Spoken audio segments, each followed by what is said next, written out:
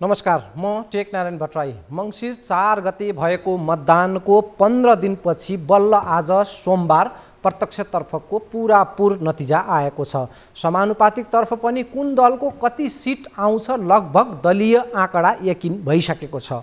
प्रत्यक्ष र समानुपातिक दुवै जोड्दा संसदमा 275 सांसद हुनेछन्। सरकार बनाउन बहुमत सङ्ख्या अर्थात् कम्तीमा 138 सांसद चाहिन्छ। एकल बहुमत यो पटक कुनै पनि दलले ल्याएनन्। त्यसैले अब दुई वा दुईभन्दा बढी दलहरू मिलेर सरकार बन्नेछ। चुनावी मत नतिजाले अब बन्ने सरकारका लागि 5 वटा अङ्कगणितीय विकल्प दिएको छ। हो, संसदीय अभ्यास र व्यावहारिकताका हिसाबले सम्भव होला या नहोला, तर सरकार बनाउने गणितीय विकल्प 5 वटा देखिन्छन्। पहिलो विकल्प हो वर्तमान सत्ता गठबन्धनकै निरन्तरता। दोस्रो हो काङ्ग्रेस एमाले मिलेर दुई दलीय सरकार बनाउने विकल्प। तेस्रो हो काङ्ग्रेस माओवादी र राष्ट्रिय स्वतन्त्र पार्टी मिलेर 3 दलीय सरकार बनाउने विकल्प। अनि चौथो विकल्प हो माओवादी र एमाले दुवैलाई पाखा राखेर बाँकी सबैलाई मिलाएर काङ्ग्रेस नेतृत्वको सरकार बन्ने विकल्प। र पाँचौँ विकल्प हो काङ्ग्रेस बिनाको एमाले सहितको सरकार बन्ने विकल्प। यी सबै विकल्पमा आज क्रमशः हामी विस्तारमा चर्चा गर्नेछौँ। पहिलो र सबैभन्दा बढी सम्भावना बोकेको विकल्प हो वर्तमान सत्ता गठबन्धनकै निरन्तरता। यही पहिलो विकल्पलाई सार्थक बनाउने कोसिसका लागि आज बालुवाटारमा सत्ता गठबन्धनमा संलग्न दलका शीर्ष नेताहरूको बैठक बस्यो। त्यो बैठकमा के भयो बेग्लै खण्डमा केही बेला हामी त्यसको विषय पनि राख्नेछौँ, चर्चा गर्नेछौँ। दर्शकबिन, सत्तारूढ गठबन्धनलाई ढिक्को बहुमत पुग्न जम्मा 2 सिटको कमी देखिँदैछ। त्यो सङ्ख्या पुर्याउन गठबन्धनलाई खासै कठिनाई छैन। तर कठिनाई कहाँनिर छ भने माओवादीले राखेको आलो पालो सरकार नेतृत्वको प्रस्तावमा छ कठिनाई। हो, माओवादी अध्यक्ष प्रचण्डले सरकार नेतृत्वको पहिलो पालो आफूले पाउनुपर्ने नत्र अन्य विकल्पमा पनि सोच्ने बताएका छन्।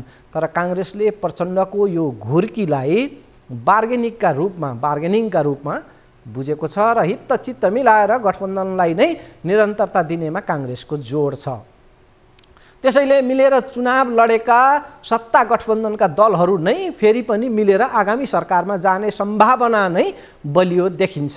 सत्तारूढ गठबन्धनमा कुल 136 सांसद अहिले पुगेकै छ। स्वतन्त्र जितेका काङ्ग्रेसका अमरेश कुमार सिंह र एमाले टिकट त्यागेर स्वतन्त्र तर्फबाट जितेका प्रभु शाह र अर्का एक उनी निकटकै स्वतन्त्र सांसद गठबन्धनतर्फ नै गाभिने करिब पक्का जस्तै छ। यी 3 जनालाई जोड्दा गठबन्धनको बहुमत टुपुक्क पुग्नेछ।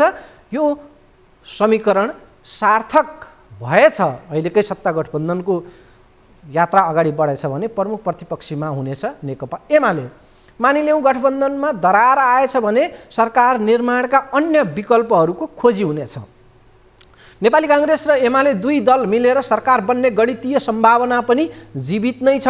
काङ्ग्रेस एमाले मिलेर 2070 को चुनावपछि संयुक्त सरकार बनाएका थिए। प्रमुख प्रतिपक्षीमा माओवादी थियो। त्यो बेला पनि अहिले जस्तै काङ्ग्रेस पहिलो ठुलो दल र एमाले दोस्रो दल थियो। अहिले पनि काङ्ग्रेस पहिलो र एमाले दोस्रो ठुलो दल छ। काङ्ग्रेसका कुल 89 सांसद हुनेछन् भने एमालेका 77 सांसद दुवैका जोड्दा 166 सिट पुग्छ। काङ्ग्रेस र एमाले मिलेर सत्ता पक्ष भएछन् भने 32 सिट रहेको तेस्रो ठुलो दल माओवादी प्रमुख प्रतिपक्ष बन्नेछ। दलीय सम्बन्धले कम सम्भावना देखिएको, आधारका हिसाबले व्यावहारिकता हिसाबले अलिक कम सम्भावना जस्तो आँकिएको, तर गणितीय हिसाबले सरकार बनाउन मिल्ने अवस्था हुनेछ काङ्ग्रेस र माओवादीमा रवि लामिछाने नेतृत्वको राष्ट्रिय स्वतन्त्र पार्टी मिसिदा। यी 3 दल मिल्दा काङ्ग्रेसको 89, माओवादीको 32 र राष्ट्रिय स्वतन्त्र पार्टीको 21 गरेर कुल 142 सिट हुनेछ, जुन पुग्दो बहुमत हो। यस्तो अवस्थामा प्रमुख प्रतिपक्षी हुनेछ फेरि पनि नेकपा एमाले नै। आलो पालोमा पहिले प्रधानमन्त्री बन्न जिद्दी गरिरहेका माओवादी अध्यक्ष प्रचण्डलाई नै पाखा पारेर काङ्ग्रेसले माओवादी बेगरको सरकार बनाउने गणितीय सम्भावना पनि जीवित नै छ। त्यो अवस्थामा सत्ता गठबन्धनकै दलहरू नेकपा एस, लोसपा, जनमोर्चा सहित केही बाहिरका दलहरू जस्तो कि राष्ट्रिय स्वतन्त्र पार्टी, राप्रपा, जसपा जनमत पार्टी, नागरिक उन्मुक्ति पार्टी र केही अन्य स्वतन्त्र सांसदहरूलाई समेत थपेर काङ्ग्रेस नेतृत्वमा सरकार बन्न सक्ने गणितीय सम्भावना छ। तर यो चाहिँ निकै सकसपूर्ण हुनेछ। टिप्पण टापन सबैतिर गर्ने कुरा निकै असाध्य जस्तो नै हुनेछ। तर अङ्कगणितीय हिसाबले चाहिँ यो पनि सम्भावना छ। व्यवहार त कति सम्भव होला यी विकल्पहरू त्यो बेग्लै कुरा हो, तर गणितीय सम्भावना भने छ। के काङ्ग्रेस बिनाको सरकार पनि सम्भव छ? त्यो पनि सम्भव छ। सबैभन्दा धेरै सिट जितेर पहिलो दल भनेको काङ्ग्रेसलाई नै चटक्क पाखा राखेर सरकार बनाउने सम्भावना पनि छ। माओवादी अध्यक्ष प्रचण्डलाई प्रधानमन्त्री बनाउने शर्तमा एमाले अध्यक्ष ओली यदि मन्जुर भए भने काङ्ग्रेस बेगरको सरकार बन्ने सम्भावना पनि बलियो छ। त्यो अवस्थामा एमालेको 77 सिट र माओवादीको 32 सिट जोड्दा हुनेछ 109 सिट। बहुमत पुग्न थप चाहिने सिट सङ्ख्या हुनेछ 29 सिट नपुग्नेछ। यो अवस्थामा जसपा र राप्रपा एमालेसँगै चुनावी तालमेलमा पनि थिए, त्यसैले यी दुई दलको जसपाको 12 सिट र राप्रपाको 14 सिट थप्दा बहुमतका लागि सङ्ख्या पर्याप्त हुनेछ। यो अवस्थामा कुरा मिलेछ भने राष्ट्रिय स्वतन्त्र पार्टीको 21 सिट थप्ने विकल्प पनि अर्को त्यहाँ हुनेछ। दर्शकबिन यी त भए गणितीय विकल्पहरू, तर यी कुनै पनि विकल्पले जनताको हितलाई केन्द्रमा राख्छन् या फगत सङ्ख्या पुर्याउने र सत्तामा रमाउने ध्येय मात्रै पुरा गर्छन्? प्रमुख विषय त्यो रहेको छ। जनताको चासो त्यसमा छ। आज सत्ता गठबन्धनको बैठक थियो। चुनावपछि पहिलो पटक यसरी सत्ता गठबन्धनको बैठक बस्दै थियो। त्योभन्दा अगाडि नै आज सत्ता गठबन्धनको बैठक बस्नुभन्दा अगाडि नै बिहानै एमाले अध्यक्ष ओलीका दूत बनेर एकजना एमाले नेता प्रचण्ड निवास खुमलटार पुगेका थिए। त्यो प्रसङ्ग पनि अहिले आज जोड्नेछौँ। पहिले यो सत्ता गठबन्धन बैठकपछि के भने त सरकारका प्रवक्ता समेत रहेका काङ्ग्रेस नेता ज्ञानेन्द्र बहादुर कार्कीले छोटकरीमा यो सुनिहालौँ। हालै सम्पन्न प्रतिनिधि सभा र प्रदेश सभाको निर्वाचनको नतिजाले वर्तमान गठबन्धनको आवश्यकता र सान्दर्भिकतालाई पुनः पुष्टि गरेको छ। मुलुकका सामु विद्यमान चुनौतीहरूको सामना गर्नुपर्ने आवश्यकताले पनि यो गठबन्धनलाई निरन्तरता दिनु जरुरी छ। निर्वाचनको नतिजाले राजनैतिक स्थायित्व र आर्थिक समृद्धिको बाटोमा आपसी सहमति र सहकार्यका साथ मिलेर अघि बढ्नुपर्ने स्पष्ट सन्देश दिएको छ। निर्वाचनको दौरानमा गठबन्धनले केन्द्रबाट स्पष्ट निर्णय र निर्देशन गर्दै पनि कतिपय निर्वाचन क्षेत्रमा केही असहयोग र असमझदारीका घटना देखिए। निर्वाचनका दौरानमा देखिएका ती असमझदारीहरूको पनि आगामी दिनमा उचित समीक्षा र सम्बोधन गरिनेछ र गठबन्धनको पनि जसरी एकताका साथ अगाडि बढ्नुपर्ने हो त्यसमा केही समस्याहरू देखिएका छन्। तिनीहरूलाई हामी समीक्षा गरेर यहाँ पनि उल्लेख गरेका छ। आगामी सरकार गठबन्धनको बन्नेछ, यसमा अरू दलहरू पनि सहभागी हुन्। दर्शकबिन सत्ता गठबन्धनको बैठक आज बालुवाटारमा बसेको थियो। शीर्ष नेताहरू, पार्टीका प्रमुखहरू त्यो बैठकमा सहभागी थिए। जुन दृढताका साथ सत्ता गठबन्धनलाई नै निरन्तरता दिने र यही गठबन्धनको आधारमा नयाँ सरकार बनाउने कुरामा भने त्यहाँ दृढता प्रदर्शन भएन। हामीले सुन्यौँ सरकारका प्रवक्ता समेत रहेका काङ्ग्रेस नेता ज्ञानेन्द्र बहादुर कार्कीले गठबन्धनमा केही समस्या पैदा भएको छ, त्यसलाई मिलाएर अगाडि बढ्ने उनले बताएका छन्। र त्यो समस्या पछिल्लो समय प्रकटमा आएको छ। प्रचण्डको आलो पालोमा पहिलो पटक आफू प्रधानमन्त्री बन्ने उनले जुन अडान राखेका छन् नेपाली काङ्ग्रेसमा, त्यो यदि नभएको हकमा उनी नेकपा एमालेसँग मिल्न जाने भनेर अहिले उनले आफ्नो दोहोरो रणनीति प्रस्तुत गरेका छन्। त्यस कारणले सत्ता गठबन्धनमा त्यसले अप्ठ्यारो स्थिति बनाइरहेको छ र उता नेकपा एमाले पनि यो सत्ता गठबन्धनलाई कसरी हुन्छ फुटाउने मौकाको ताक कुरिरहेको छ। त्यो मौकामा एमालेको पनि चासो हुने नै भयो। त्यो अवस्थामा कतै एमालेसँग माओवादीको तालमेल हुने र एमाले माओवादी तालमेलमा नपुग सङ्ख्या पुर्याएर सरकार बन्ने सम्भावना पनि त्यो छ। हामीले सरकार बन्ने 5 वटा सम्भावनाको यसअगाडि चर्चा पनि गरौँ। र यसै बिचमा नेकपा एमालेका नेता रघुवीर महासेठले नेकपा माओवादी केन्द्रका अध्यक्ष पुष्पकमल दाहाललाई उनको निवासमै पुगेर आज भेटेका छन्। सत्ता गठबन्धनको बैठक बस्नुभन्दा अगाडि दाहालको ओलीका दूतसँग निवासमा भेट भएको छ। सरकार गठनका लागि सत्ता गठबन्धन बाहेकको विकल्प पनि माओवादीले खुलाएपछि एमाले नेताहरूले माओवादी केन्द्रसँग सम्पर्क बढाउँदै लगेका छन्। दाहाल र महासेठ बीचको भेटवार्ता एमाले अध्यक्ष केपी ओलीको चाहनामा भएको प्रश्न बुझ्न सकिन्छ। महासेठ ओलीका विश्वास पात्र मानिन्छन्। आज बालुवाटारमा सत्ता गठबन्धनको बैठक बस्नु अघि महासेठले दाहालको निवास खुमलटारमै पुगेर भेटेका हुन्। त्यसले पनि सत्ता गठबन्धनमा अलिकति शङ्का र असहजता थपेको स्थिति हो। तसर्थ यो चुनावी नतिजाले दिएको दलीय आकारको बारेमा चर्चा समीक्षा र मूल्याङ्कन गर्ने, दलीय आकारको मूल्याङ्कन गर्ने यति बेला यो सान्दर्भिक समय छ। यसअघि 2074 सालको चुनावमा नेकपा एमाले पहिलो दल बनेको थियो, तर यो पटक एमालेको त्यो हैसियत खोसेर नेपाली काङ्ग्रेस सबैभन्दा धेरै सिट जित्ने पहिलो दल बनेको छ। यो पटक काङ्ग्रेसका 57 सांसद प्रत्यक्ष निर्वाचित भएका छन्। 74 सालको चुनावमा काङ्ग्रेसका जम्मा 23 सांसद प्रत्यक्ष निर्वाचित भएका थिए। अहिले 34 सांसद थपिएर काङ्ग्रेसको सङ्ख्या 57 पुग्यो र पहिलो दल नेपाली काङ्ग्रेस बन्यो यो चुनावका मार्फतबाट। 74 सालको चुनावमा प्रत्यक्षतर्फ प्रतिनिधि सभामा 80 सिट एक्लैले जितेर एमाले सबैभन्दा ठुलो दल बनेको थियो, तर अहिले एमाले दोस्रो दलमा खस्केको छ। यो पटक एमालेका 44 सांसद प्रत्यक्ष निर्वाचित भए। अघिल्लोको तुलनामा एमाले यो पटक 36 सिट गुमाएको छ प्रत्यक्षमा। तर यो पटक चुनावी नतिजामा रोचक पक्ष के छ भने समानुपातिक तर्फको मतका हिसाबले एमाले सबैभन्दा धेरै मत ल्याउने पहिलो दल बनेको छ। काङ्ग्रेस समानुपातिक मतमा दोस्रो हैसियतमा छ।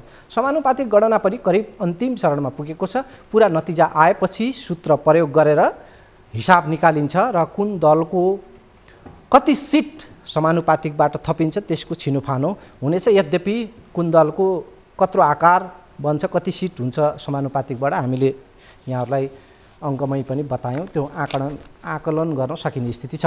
त्यसो भने एकपटक फेरि प्रतिनिधि सभा प्रत्यक्षतर्फको नतिजामा केन्द्रित बनौँ।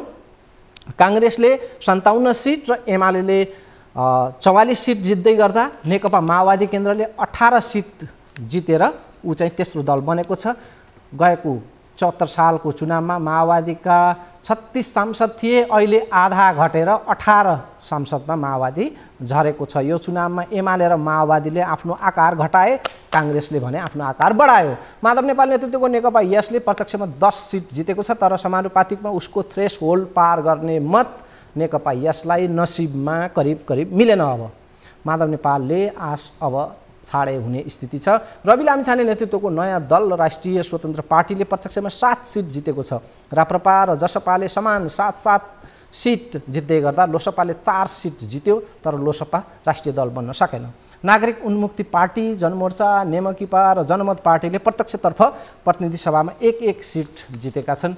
यो चुनावमा भिडेका 100औं स्वतन्त्र उम्मेदवारहरूमध्ये जम्मा 5 जनाले मात्रै जितेका छन् र ती स्वतन्त्र उम्मेदवार 5 जना संसदमा प्रवेश गर्नेछन्।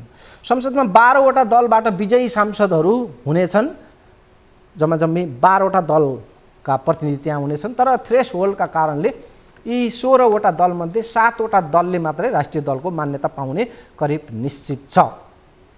आज प्रतिनिधि सभातर्फको प्रत्यक्षतर्फको गणना सकिएको भएको हिसाबले हामीले कुल आकार प्रकार कस्तो आयो दलको त्यो आज महत्त्वपूर्ण हुने भएको र हामी त्यसमा अलि बढी केन्द्रित भयौँ।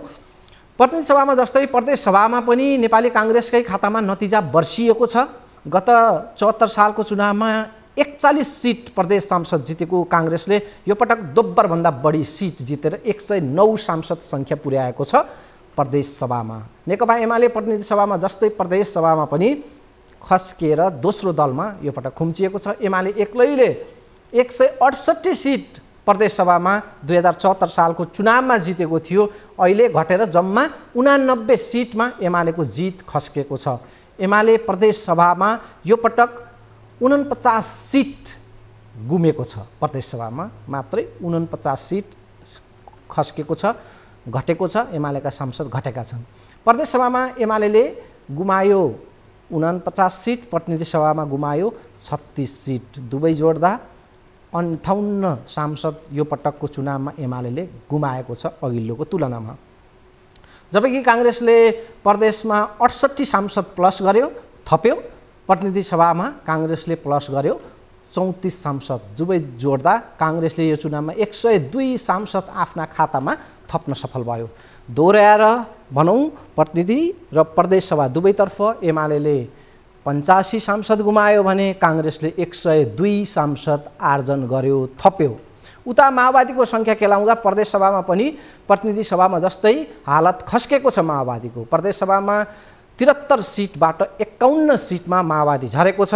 प्रदेश सभातर्फ माओवादीले 22 सिट गुमाएको छ, प्रतिनिधि सभामा 18 सिट गुमाएको छ। कुल माओवादीले 40 सांसद यो चुनावमा गुमाएको छ। राप्रपाले यो पटक आफ्नो स्थिति सुधार्यो। 2074 सालको चुनावमा एक्ला सांसद थिए राजेन्द्र लिङ्गदेन राप्रपाबाट। उनी नेतृत्वमा आएपछि राप्रपामा एक खालले चमक थपियो। त्यही चमकको बलमा यो चुनावमा राप्रपाले प्रत्यक्षतर्फ प्रतिनिधि सभामा 7 सिट जितेको छ भने प्रदेश सभामा 11 सिट जितेको थियो। गएको चुनावमा प्रदेश सभामा राप्रपाको निल थियो, अहिले सुध्रिएर 11 बनेको छ। रवि लामिछाने नेतृत्वको राष्ट्रिय स्वतन्त्र पार्टी चुनाव अघि मात्रै भर्खर गठन भएको दल थियो। एक झड्कामै रासपाले 7 सिट प्रत्यक्षमा जितेको छ। समानुपातिकमा 13 वा 14 सिट उसको थपिनेछ। एकाएक 21 सांसद सहितको दल बनेको छ रासपा। उता सीके राउतको दल पनि प्रत्यक्ष र समानुपातिक गरेर 6 वटा सांसद सहित राष्ट्रिय दलमा दरिएको छ, हैसियत प्राप्त गरेको छ राष्ट्रिय दलको। उपेन्द्र यादव आफू पनि हारे र जसपा पार्टीको पनि यो चुनावमा बेहाल स्थिति भयो। महन्त ठाकुर र राजेन्द्र महतो नेतृत्वको दल लोसपाको पनि यो चुनावमा नराम्रो गरी हालत खस्कियो। लोसपा राष्ट्रिय दल बन्न समेत सकेन। दर्शकबिन, आज हामी यो प्रत्यक्षतर्फको लगभग मतनतिजा पुरा आएको कारणले दलीय आकार के भयो त्यसमा केन्द्रित छौँ। थप यो रिपोर्टमा समाविष्ट छ कि कुन दलको के आकार छ अलिकति तथ्याङ्कमै, र यसपछि थप्नेछौँ चुनावी नतिजाका थप केही घतलाग्दा पाटाहरू, मत परिणामपछिको दलीय हैसियतको यो तथ्याङ्क हेरौँ। कस्तो छ संसदीय अङ्कगणित? दल नेपाली कांग्रेस प्रत्यक्षतर्फ 57, समानुपातिकतर्फ 32, जम्मा सीट 89। नेकपा एमाले प्रत्यक्षतर्फ 44, समानुपातिकतर्फ 33, जम्मा 77 सीट। नेकपा माओवादी केन्द्र प्रत्यक्षतर्फ 18, समानुपातिकतर्फ 14, जम्मा 32 सीट। राष्ट्रिय स्वतन्त्र पार्टी प्रत्यक्षतर्फ 7, समानुपातिकतर्फ 14, जम्मा 21 सीट। जनता समाजवादी पार्टी प्रत्यक्षतर्फ 7, समानुपातिकतर्फ 5, जम्मा 12 सीट। राष्ट्रिय प्रजातन्त्र पार्टी प्रत्यक्षतर्फ 7, समानुपातिकतर्फ 7, जम्मा 14 सीट। जनमत पार्टी प्रत्यक्षतर्फ 1, समानुपातिकतर्फ 5, जम्मा 6 सीट।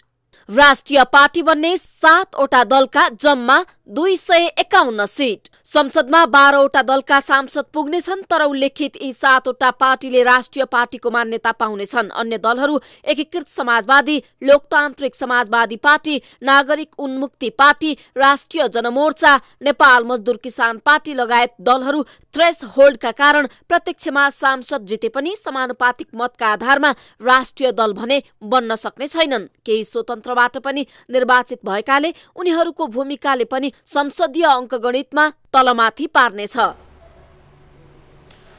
दर्शकबिन, चुनावी नतिजाका थप केही घतलाग्दा पाटा पक्षहरूको चर्चा बाँकी छ, विश्रामपछि म आउनेछु। विश्रामपछि स्वागत छ। दर्शकबिन, सामान्य तवरबाट राजनीति बुझ्नेहरूले राप्रपालाई पूर्व पञ्चको पार्टी भन्ने गर्छन्। त्यो भाष्य निर्माण गरिएको छ। यो पार्टीको उद्देश्य नै राष्ट्र संस्था र हिन्दू राष्ट्र पुनर्स्थापना गर्ने भन्ने छ। धर्मनिरपेक्षता र गणतन्त्रलाई अग्रगमन, क्रान्तिको फल, राजनीतिक उपलब्धि भनेर प्रचार सिवाय अरू नगरेका केही कम्युनिस्ट पार्टीहरू पनि छन्। आफूलाई बढी क्रान्तिकारी ठहर गर्नेहरूको नजरमा राप्रपा भन्ने पार्टी प्रतिगमनकारी, सामन्तवादको अवशेषलाई पुनः अभयदान दिन खोज्ने शक्ति, राजनीतिक उपलब्धि उल्टाउन खोज्ने प्रतिगामीहरूको समूह हो भन्ने पारिएको छ। यदि नेकपा माओवादी केन्द्र र राप्रपालाई एउटा तराजुको दुई तुलामा राखेर हेरियो भने यी दुई पार्टी एक अर्काका विपरीतार्थ जस्ता लाग्छन्। यी दुई पार्टीका स्वयंका दाबी र परस्पर आरोपलाई तुलना गर्दा एउटा क्रान्तिकारी अर्को प्रतिगमनकारी, एउटा आधुनिक अर्को बुर्जुवा, एउटा धर्मलाई अफिम ठान्ने अर्को धर्मलाई राजनीति बनाउने, एउटा गणतन्त्रलाई उपलब्धि ठान्ने अर्को राज संस्थालाई आदर्श मान्ने, एउटा जनधनको क्षतिलाई क्रान्ति भन्न रुचाउने अर्को त्यसलाई आतंकवादी नरसंहार भन्न रुचाउने। राप्रपा र माओवादीको यो तुलना किन यहाँ गरिँदैछ भने यी दुई दल आपसमा जति विपरीत ध्रुवमा छन् यसपटकको निर्वाचनमा यिनको हिसाब जनताले त्यति नै आश्चर्यजनक ढङ्गले गरिदिएको स्थिति छ। क्रान्तिकारी भनिएको पार्टी माओवादी आफ्नो आदर्श र निष्ठाबाट मात्रै होइन जनमतको दृष्टिले पनि स्खलित हुँदै गएको चुनावी रिपोर्टले देखाइरहेको छ। भलै पुरानो विचार राख्ने भनेर चिनिएको पार्टी नै किन नहोस्, राप्रपाको यसपटक अलिकति काँचुली फेरिएको छ। यसो भनिरहनुको पछाडि चुनावमा माओवादीको बढ्दो शक्ति र राप्रपाको आश्चर्यजनक पुनरुत्थानको स्पष्ट आँकडा नै हो। खास गरी त्यो आँकडा हामीले उजागर मात्र गर्न खोजेको। 74 सालको निर्वाचनमा राप्रपाबाट चुनाव जित्ने एक्ला बिउ जस्ता थिए राजेन्द्र लिङदेन, त्यो बिउ अहिले फसलमा रूपान्तरण भइरहेको स्थिति देखिँदैछ। राप्रपा एक्लैले प्रत्यक्षमा 7 सिट जितेको छ। उसको समानुपातिकतर्फ 5,86,000 मत पुगेको छ। अर्थात् समाप्तिको किनारामा पुगिसकेको राप्रपाको पुरापुर कमब्याक पुनरोदय जस्तो स्थिति बनेको छ। तर आफूलाई गणतन्त्रको सूत्रधार ठान्ने, समावेशी समानुपातिक वा भनौँ आरक्षण प्रणाली भित्र्याएको नायक ठान्ने, परिवर्तनका जुन मूलभूत एजेन्डाहरू छन् त्यसको आफूलाई नायक ठान्ने, केही हदसम्म सङ्घीय व्यवस्थाको आधार माओवादीले नै सुरु गरेको हो त्यो पार्टी चाहिँ अहिले ओह्रालो लागेको छ। क्रमशः निरन्तर ओह्रालो लागिरहेको स्थिति छ। 64 सालको संविधान सभामा 601 सिट मध्ये माओवादी एक्लैले 229 सिट जितेको थियो। 70 सालको चुनावमा 229बाट माओवादी झरेर आइपुग्यो 83 सिटमा खुम्चिँदै। अनि 74 सालको निर्वाचनमा माओवादीको तर्फबाट जम्मा 36 सिट प्राप्त भयो, जित 36मा खुम्चियो। अहिले त माओवादीको खातामा प्रत्यक्षतर्फ जम्मा 18 सिट छ। अघिल्लो चुनावको तुलनामा आधा घट्यो। फेरि पनि आफूलाई जति नै क्रान्तिकारी भने पनि जनताबाट माओवादीहरू अरुचिका विषय बनिरहेका छन् भन्ने कुरा यो चुनावी नतिजाले बताइरहेको छ। राप्रपा जस्तो पार्टीले पुनरुत्थान गर्दा माओवादी क्रमशः नासिँदैछ। यस्तो किन भयो भन्ने विषयमा पक्कै पनि माओवादीभित्र रहेर मार्क्सवादको व्याख्या गर्ने, समाजवादको व्याख्या गर्ने राजनीतिक व्याख्याताहरूले पक्कै यो विषय कारण पत्ता लगाउलान्। माओवादीले एक अवसर खोजेको थियो, त्यो अवसर पहिलो संविधान सभा निर्वाचनमा जनताले दिए। त्यसपछि पनि पटक पटक अवसर जनताले माओवादीलाई दिए। तर अब पुरानो क्रान्तिको कुराकै भरमा कम्तीमा पनि अब नेपाली समाजलाई झुक्क्याउन सकिँदैन भन्ने निष्कर्षमा माओवादी पक्कै पुग्छ होला, पुग्न पर्ने नतिजाले त्यो देखाइरहेको छ। यता राप्रपाले पनि कुनै चमत्कारिक काम गरेर 7 सिट जितेको भने होइन। राप्रपाबाट चुनाव जित्नेमा पञ्चायतकालमा वन मास्ने वनमाराहरू पनि छन्। तिनको बेग्लै चर्चा नगरौँ, किनभने ती पनि चर्चा गरिरहन लायकका छैनन्। प्रश्न उठ्छ, उसो भए राप्रपाले किन सफलता पायो त? यो प्रश्नको सरल जवाफ हो अध्यक्ष राजेन्द्र लिङदेनप्रतिको जनविश्वास। लिङदेनले यो 5 वर्ष संसदमा एक्लै पनि धेरै मुद्दामा चर्को आवाज प्रष्ट गरे। भ्रष्टाचार गर्नु र आमाको रगत खानु समान हो भन्ने वाक्य पटक पटक उनले दोहोऱ्याए। त्यसले जनतालाई अलिकति छोयो। जनताले खोजेको परिवर्तन दिन नसक्दा नेता आउँदा गाउँमा चोर आयो भन्छन् भन्दै काङ्ग्रेस एमाले माओवादीको उछितो काडे सार्वजनिक मञ्चमा, ठुला नेताहरू भएकै मञ्चमा। बितेका 5 वर्षमा लिङदेन राजकीय सत्तामा थिएनन्, उनीबाट त्यस्तो कुनै आशा पनि गरिएन। तर उनको बोलीमा मानिसहरूले केही सच्चाइ देखे। एउटा मान्छेको मायाले जिन्दगीमा मात्रै होइन, एउटा मान्छेको भूमिकाले राजनीतिमा पनि साँच्चै फरक पारिरहेछ। त्यो यसपटक राजेन्द्र लिङदेनले राप्रपामा देखाएका छन्, यो चुनावमा देखाएका छन्। हिजो न्यायका लागि युद्ध गरेका भनिएका माओवादी नेताहरू अहिले आफै अन्यायमा परे भने पनि आम्दानीको बाटो बन्द होला भनेर अनेक प्रतिबन्धका कारणले न्याय खोज्न नसक्ने स्थितिमा छन्।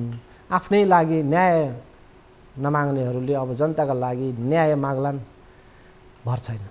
क्रान्तिकारी भनिएका पार्टी अवसान उन्मुख भइरहँदा धेरैका आशा र सपना पनि सँगै अवसान हुन्छन्। बुर्जुवा भनिएको पार्टीको पुनरुत्थानले बिग्रने त केही होइन, तर फेरि पनि राजनीतिक अधिकारकै मामिलामा देश रुमल्लिने पो हो कि भन्ने चिन्ता चाहिँ हुन्छ। यसो भनिरहँदा दाबी के पनि होइन भने संसदीय व्यवस्था विवाद रहित हो, राज संस्था सर्वथा गलत हो, सङ्घीयताले देश टुक्रा पार्छ, मुलुकलाई पुनः हिन्दू राष्ट्र बनाउनुपर्छ लगायतका जति पनि मामिलामा छन्, यी मामिलाहरू ठिक वा बेठिक भन्ने फैसला गर्ने हाम्रो ध्येय उद्देश्य वा त्यो हाम्रो कार्यक्षेत्रभित्र पर्दैन। किनभने कुनै पनि मामलाको वस्तुनिष्ठ विश्लेषण हुनुपर्छ। हामी अहिले यो विश्लेषण चुनावी नतिजाका आधारमा अलिकति वस्तुनिष्ठ के बताइरहेको छ चुनावी आँकडाले त्यो बताएका छन्। व्यवस्था प्रणाली संविधान जतिसुकै उन्नत भए पनि कार्यान्वयन पक्ष कमजोर छ भने त्यसको अर्थ के? दर्शकबिन, अब अन्तिममा एउटा निर्वाचन आयोगका अधिकारीको सहायक प्रवक्ताको यो राष्ट्रपति र उपराष्ट्रपति चयन गर्ने प्रक्रियाका बारेमा एउटा जानकारीमूलक भनाइ छ। म त्यो भनाइलाई यहाँ छोड्दै समय सकेको कारणले बिदा हुन्छु। नमस्कार। पहिलो कुरो त सङ्घीय संसदको सांसद हुने योग्यता पुगेको व्यक्ति हुनु पर्यो। सांसद हुनुपर्छ भने छैन एउटा कुरो। दोस्रोको उमेरको हकमा, जस्तै अब सङ्घीय संसदको लागि त 25 वर्ष भइ पुग्छ, तर उमेरको अलिकति यहाँ प्रश्न के पारेको छ भन्दा अब राष्ट्रपति भनेपछि अलिकति सिनियर नै हुनुपर्छ भन्ने मान्यतालाई सायद आधार मानेर होला 45 वर्ष उमेर पुगेको हुनुपर्ने र तेस्रो कानुनले अयोग्य नठहरिएको अथवा कानुनले योग्य व्यक्ति हुनु पर्यो र चौथो भने पनि अथवा त्यसो हाम्रो प्रावधान भनेको फरक लिङ्ग र फरक समुदायको हुनुपर्छ। र अर्को एउटा कुरा पनि भनौँ यहाँलाई कि 2 पटक राष्ट्रपति पदमा निर्वाचित भइसकेको व्यक्ति अब चाहिँ राष्ट्रपति हुन पाउने प्रावधान छैन।